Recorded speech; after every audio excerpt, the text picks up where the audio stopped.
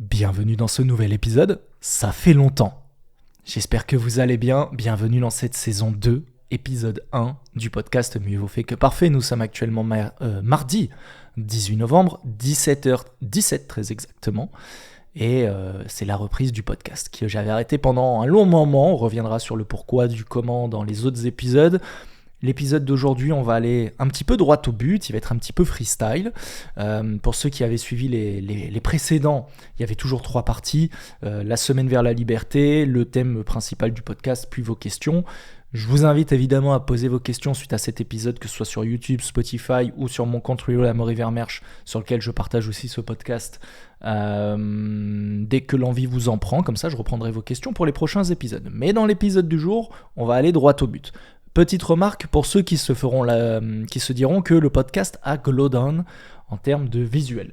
C'est vrai. Je suis actuellement dans le KGB du Bastion, autrement dit la cuisine. Ça ressemble pas à grand chose pour ainsi dire, parce que d'habitude je fais ça dans le studio. Et comme vous le savez, le Bastion, c'est un appartement de coworking qu'on loue avec 2 amis pour développer nos projets business respectifs. Forcément, il s'est passé plein de choses depuis que je vous partagerai à nouveau dans les prochains épisodes. Et le studio est devenu le bureau de Maître Pipo, qui est dans l'accompagnement musical. Là où moi, je suis dans le coaching sportif en ligne pour les hommes maigres qui veulent se muscler au poids du corps. Et du coup, il est tout le temps dedans, ce qui me freine pour reprendre le podcast. Et donc, je me suis dit, mieux vaut fait que parfait. Je fous une caméra, un micro dans la cuisine sur la table qui est posée là à l'arrache et ça fera un podcast tout aussi bien qu'avant.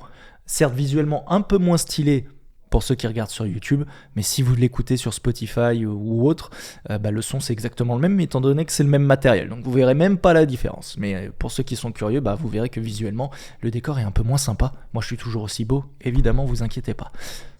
Ok. On va arrêter les conneries et on va commencer tout de suite sérieusement l'épisode. Pourquoi j'avais cette envie de reprendre le podcast ? Parce que j'ai plein de choses à dire et que aujourd'hui, j'allais dire en France précisément, on est dans un climat de tension qui, je trouve, est de plus en plus étouffant. Les sujets de société, intimement liés à des sujets politiques aussi et économiques bien sûr, n'ont jamais, j'ai l'impression, émis autant de tension, si bien que ça devient très compliqué aujourd'hui de parler avec des gens qu'on ne connaît pas vraiment bien, de sujets qui pourraient nous tenir à cœur de façon comme ça assez naturelle, assez spontanée, de peur d'être jugé. Et donc j'avais envie de parler de ça, du fait que c'est important de se laisser aller à dire ce qu'on pense, j'allais dire en toute transparence, en toute franchise, auprès des gens qu'on côtoie, justement pour que chacun puisse vraiment apprendre à se connaître et se faire une idée réelle de qui il a en face de lui et non pas d'une sorte d'avatar, d'entité fantasmée qui mettrait en avant qui en fait n'est pas réellement lui, ce qui crée des relations biaisées.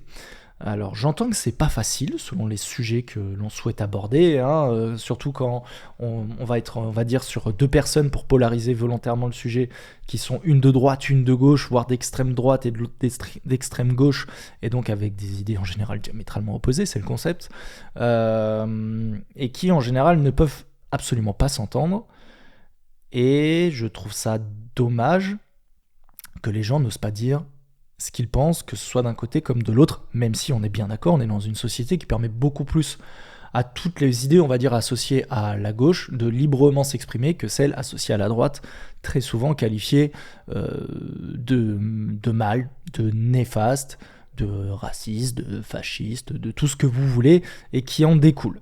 Moi, vous me connaissez, si je devais choisir un camp, je serais évidemment plus extrême droite que extrême gauche, sans grande surprise.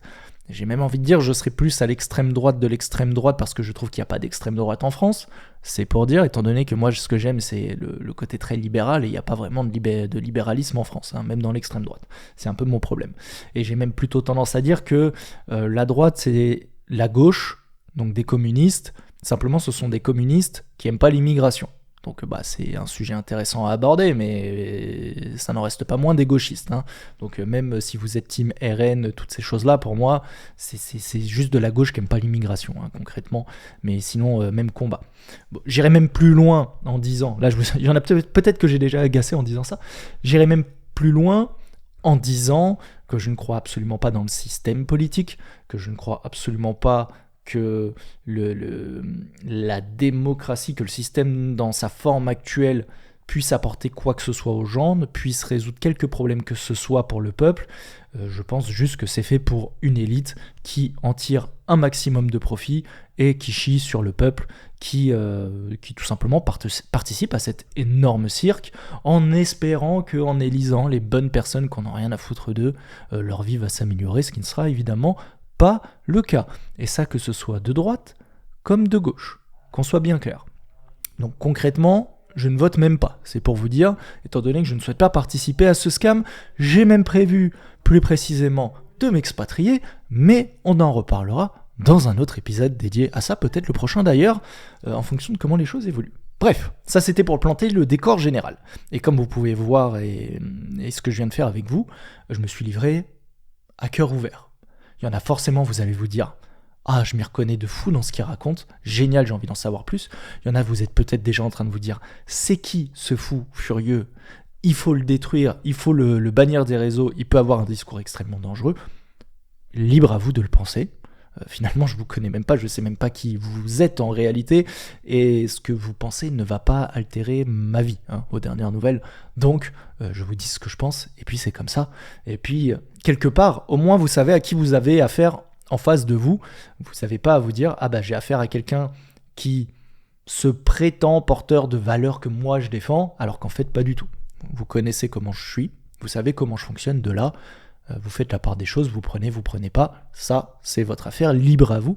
Je suis pour la libre responsabilité de chacun, et ça c'est votre responsabilité de vous dire, est-ce que j'adhère ou pas, est-ce que je continue d'écouter ou pas, est-ce que je trouve que cette personne est une bonne personne ou pas, c'est votre problème, c'est pas le mien. Ok, donc pourquoi j'ai eu envie de parler de ça ? Parce que il y a 2 jours maintenant, dimanche dernier, oui, donc il y a 2 jours, nous avons fait un repas de famille. Où donc moi j'ai des frères, j'ai des sœurs, père, mère, et un de mes frères a ramené notamment sa copine, il y avait aussi la mère de sa copine, il y avait mon oncle, et au final on s'est retrouvés je crois à 6 ou 7 à table, et le fait est que chaque personne a des opinions plus ou moins divergentes sur tout un tas de sujets de société, et donc des sujets aussi politisés qui peuvent être extrêmement clivants.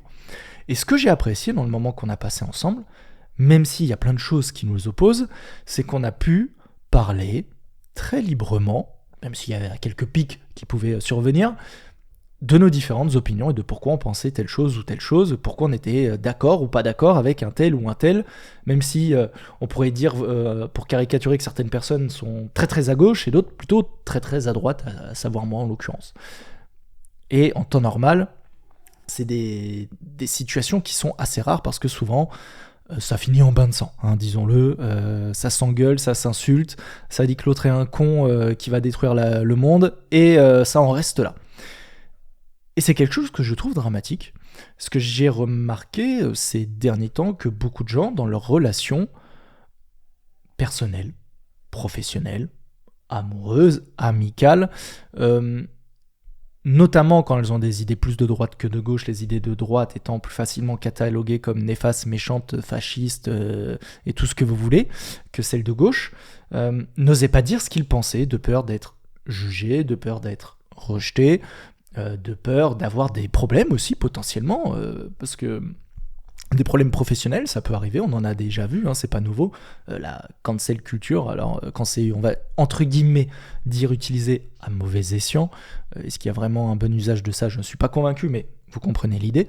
Et en ce sens, j'ai trouvé ça intéressant d'aborder ce sujet aujourd'hui, pour que chacun, notamment si vous vous identifiez comme étant une personne qui aurait des idées globalement assez peu acceptées dans la population et qui n'ose pas les dire, pour vous dire qu'au bout d'un moment, si vous voulez qu'on vous écoute, qu'on croit en votre capacité à changer les choses, à voir le monde différemment, il faut être en capacité d'avoir le courage de dire ce que vous pensez. Aussi simple que ça. Vous êtes beaucoup trop aujourd'hui à ne pas oser. Et même pire, j'ai envie de dire, notamment pour les plus droitards, entre guillemets, d'entre vous. D'ailleurs, rappel pour ceux qui se disent « Ah, moi, je suis un droitard, blablabla », et qui sont très contents de ça. Droitard, c'est droite plus attardé. On n'est pas content d'être droitard. Parce qu'on n'est pas content d'être attardé, normalement. Comme gauche, c'est gauche plus autiste. On n'est pas censé être content d'être un autiste. Hein, on est bien d'accord. Bien. C'était pour la sémantique. Je disais donc, parmi ces gens de droite, il y en a beaucoup qui sont là à dire les gauchistes sont des mauvaises personnes, n'ont aucun courage, ne prennent jamais leurs responsabilités, etc., etc. Et je vais dire que je suis en partie d'accord. Mais en attendant, on ne pourra jamais reprocher aux gauchistes, un, d'être solidaires entre eux, et de deux, de dire ce qu'ils pensent. Et ce qu'ils pensent ouvertement, publiquement, et dans quelque situation que ce soit. Ce qu'on ne peut pas dire des droitards. Et je sais que ça va vous agacer. Parce que je sais qu'il y en a beaucoup d'entre vous, vous pensez courageux, mais vous êtes tellement courageux que vous n'osez pas dire ce que vous pensez. Vous n'osez pas dire que vous n'êtes pas d'accord. Vous n'osez pas montrer votre contradiction. Alors vous allez me répondre, mais oui, mais la gauche c'est facile. Globalement, ils ont le soutien populaire, ils ont la morale, la justice même parfois de leur côté. C'est pas faux. C'est pas faux. Est-ce que ça veut dire qu'ils ont du courage du coup de porter leurs paroles ? Je ne pense pas. C'est la facilité. Par contre, est-ce qu'on peut dire que vous êtes courageux d'être de droite, d'avoir des pensées qui vont à l'encontre des leurs, si vous n'êtes pas en capacité de les exprimer ? Oui, mais Amaury, tu comprends, nous on a peur, on risque d'être jugé, on risque peut-être d'avoir des amis qui vont mal nous regarder, des gens au boulot, peut-être même de la famille. Ok. Est-ce que c'est pas précisément la définition du courage ? De se dire, je sais que je prends des risques à dire ce que je dis, et je vais le faire quand même. Je peux avoir peur de ces risques, je peux avoir des craintes, mais je vais le faire quand même. C'est la machine à café qui est en train de s'éteindre. Et qui nique mon monologue, putain de merde. Ça se trouve, j'aurais pu en faire un clip de ce passage. Là, j'étais bien lancé. J'étais dans mes pensées. Je voyais bien comment j'allais aller au point essentiel. Et là, bref. Donc, je disais. Il n'y aura pas de coupure, hein, comme d'hab. Le podcast est un exercice aussi pour moi à parler en one-shot et à articuler des idées comme ça en live. Très utile comme compétence, il faut le savoir. Bref. Revenons-en au sujet principal. Je disais. Donc oui, vous pouvez avoir des peurs, des craintes, des inquiétudes par rapport aux conséquences que ça pourrait avoir de librement vous exprimer, et c'est parfaitement normal, c'est parfaitement sensé de les avoir. Maintenant, est-ce que c'est pas la définition même du courage que d'être capable de surmonter ses peurs, ses craintes, ses inquiétudes, et de dire quand même ce que vous pensez ?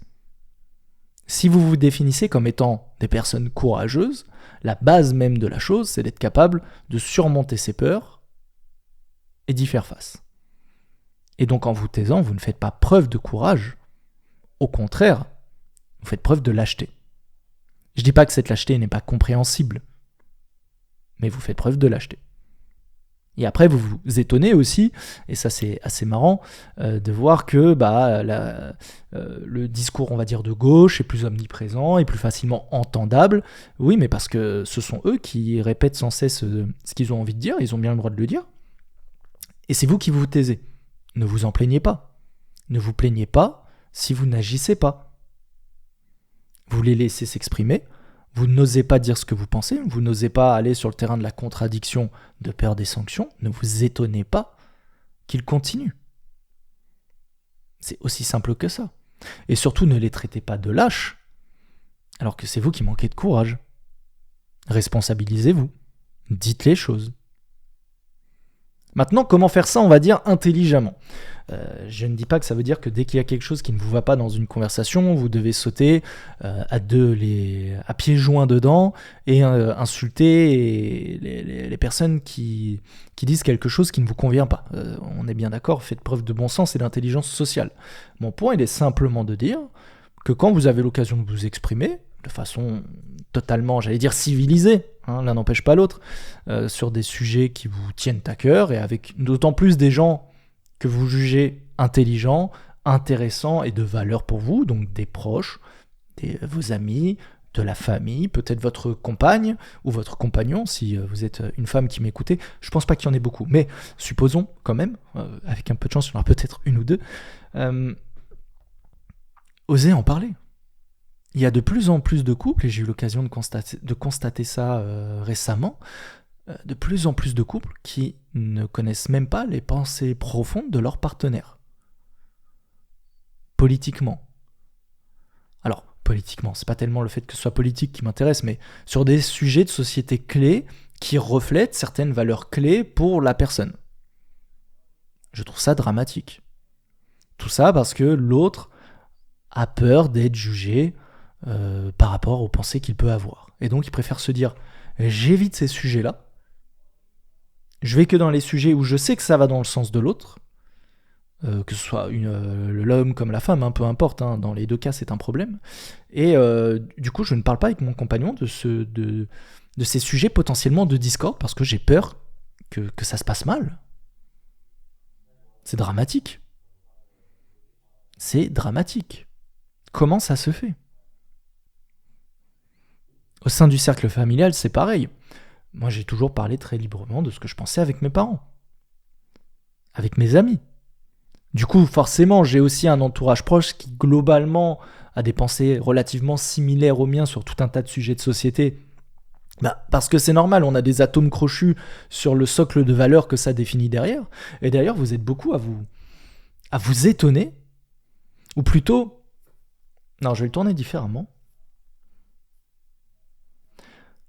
Vous êtes beaucoup à vous inquiéter des fois de perdre des gens de votre entourage, famille, compagnons ou amis, si vous vous laissiez librement aller à exprimer ce que vous pensez sur tout un tas de sujets. Mais la question que vous devriez vous poser, c'est qu'est-ce que vous faites avec eux si vous avez peur de les perdre en étant vous-même ? Qu'est-ce que vous faites avec eux si vous avez peur de les perdre en étant vous-même ? Sur quoi est construite votre relation si elle n'est pas construite sur qui vous êtes réellement ? Ça veut dire que depuis tout ce temps-là, volontairement, vous leur avez présenté un avatar de vous qui n'est pas réellement vous, soit en disant des choses que vous ne pensiez pas, soit, et c'est plus vicieux, en omettant des choses que vous pensez, pour volontairement faire en sorte que sur les sujets touchy, vous ne vous retrouviez pas dans une situation délicate. Mais ce que vous devriez faire, c'est précisément vous retrouver dans ces situations délicates, parce que c'est dans ces situations délicates-là que vous allez construire une véritable relation. C'est dans ces conflits et dans votre capacité à résoudre, à surmonter ces conflits que vous allez construire de véritables relations, à nouveau, familiales, amicales, amoureuses, qu'importe. Le boulot, c'est un peu différent. On n'a pas forcément envie de construire des relations incroyables avec ses collègues, c'est pas le sujet. Mais sur le reste, évidemment que c'est des relations que vous avez envie qu'elles soient construites sur votre authenticité, sur votre vous profond à 100%. Alors comment ça se fait que vous avez peur d'être vous-même ?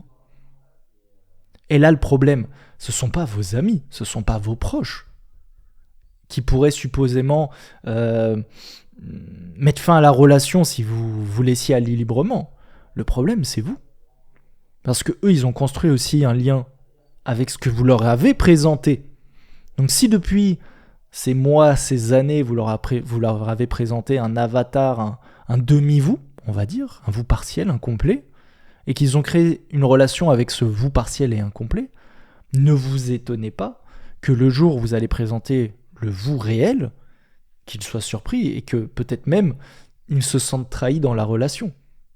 Parce que s'il pense que vous pensez A, B, C ou D sur un sujet extrêmement important pour eux et pour vous et pour la cohérence de votre relation, et qu'en fait, quand il pensait que vous pensiez A, en réalité vous pensez D, c'est logique qu'ils se sentent trahis.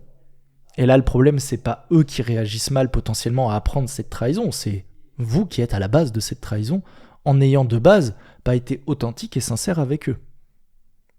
Et là, la question que vous devez vous poser, c'est pourquoi vous faites ça ? Parce qu'en plus, ça joue contre vous. Ça joue contre vous pourquoi ? Parce que vous créez des fausses relations, vous faites du mal à des gens en leur permettant de créer des relations avec vous qui ne sont pas réelles, et en plus, vous ne vous façonnez pas un entourage qui est vraiment, j'allais dire, authentique et fidèle à qui vous êtes, sur lequel vous pouvez réellement compter parce qu'ils savent qui vous êtes et vous savez qui ils sont. Tout simplement. Moi, si aujourd'hui, par exemple, j'ai un entourage avec lequel je peux parler de tout un tas de sujets très librement, c'est parce que depuis le début, je parle de tout un tas de sujets très librement, et il y a des gens que j'ai perdus en route, il y en a d'autres que j'ai gagnés en route, tout simplement parce que en étant qui vous êtes, tout le monde ne peut pas vous aimer. Vous allez perdre des gens en cours de route, ça ne veut pas dire que ce sont des mauvaises personnes, ça ne veut pas dire que vous êtes une mauvaise personne, ça veut simplement dire que des fois il y a des divergences qui ne sont pas compatibles, ou en tout cas pas à l'instant T, là où justement cette différenciation, cette unicité que vous avez, elle va attirer d'autres personnes à vous. Parce que la personne va se dire, ouah, cette personne, elle me correspond à 1000%. J'ai envie de connecter avec elle. Et donc vous allez en attirer d'autres. Vous allez en perdre, vous allez en attirer, c'est la vie. C'est comme dans tout. C'est valable dans absolument tout. Donc, vous devez oser avoir ce niveau d'authenticité. Et maintenant, comment le faire ? Comment le faire ? C'est vrai que ça peut être une bonne question. Comment le faire ? Ou en tout cas, comment le faire une fois que les relations sont créées ? C'est plus là que c'est un problème. Parce que comment le faire de base ? C'est facile, dites ce que vous pensez. Voilà, ça va être très efficace. Genre, demain, quelqu'un te dit « Ouais, toi, tu serais plutôt du genre à voter machin ou machin ?» Tu réponds sincèrement. Tu peux répondre avec de la nuance, c'est pas le problème. Mais imaginons, t'es avec des gens plutôt typés LFI extrême gauche. Ils te disent « Ouais, toi, tu votes qui à gauche ?» Et tu leur réponds « Moi, je vote extrême droite. » Bon, au moins, tu vas vite voir qu'est-ce qui va se passer. Tu vas vite voir si vous allez pouvoir créer une relation ou pas et passer outre cet aspect-là. Sauf que si tu commences à dire « Ouais, moi je suis plutôt de gauche, machin, ouais, non, l'extrême droite, j'aime vraiment pas. » Alors qu'en fait, t'es à fond là-dedans. Mais juste parce que tu veux bien t'entendre avec eux, bien sociabiliser et pas peut-être être la personne un peu à part à la fac, par exemple, j'imagine que c'est le genre de moment où ça peut arriver, ou au boulot. En fait, t'es en train de creuser ta propre tombe, de creuser ta propre prison, de créer ta propre prison. Et ça, c'est pas de leur faute à eux, c'est de ta faute à toi. C'est toi qui es hypocrite dans l'histoire. C'est toi qui manque de courage dans l'histoire, c'est pas eux. Alors là, j'ai volontairement parlé de politique, mais ça pourrait être sur d'autres choses. Qu'importe. Ça pourrait être sur des sujets de santé, ça pourrait être sur des sujets économiques. Alors tout est d'une façon ou d'une autre potentiellement lié à de la politique, on est d'accord, mais voilà, ça peut être des exemples. Je sais pas, moi, exemple que je pourrais vous donner un peu d'actualité, taxe Zuckman. Dire vous êtes pour ou dire vous êtes contre. Potentiellement, vous allez créer des sujets de clivage. Parce qu'en expliquant votre position, forcément, ça va révéler tout un tas de socles de valeurs, de systèmes de pensée que vous avez qui peuvent être totalement opposés et même incompatibles avec celui de la personne en face de vous. Mais justement, c'est là que vous allez pouvoir révéler et créer une vraie relation si jamais c'est compatible. C'est ça la beauté de la chose. Donc, posez-vous les bonnes questions et demandez-vous pourquoi vous manquez d'authenticité. Pourquoi vous avez si peur de dire ce que vous pensez. Qu'est-ce qui va vous arriver, sincèrement ? Qu'est-ce qui va vous arriver ? Au pire, vous allez perdre des personnes de votre entourage. Et alors ? Est-ce que c'est si grave ?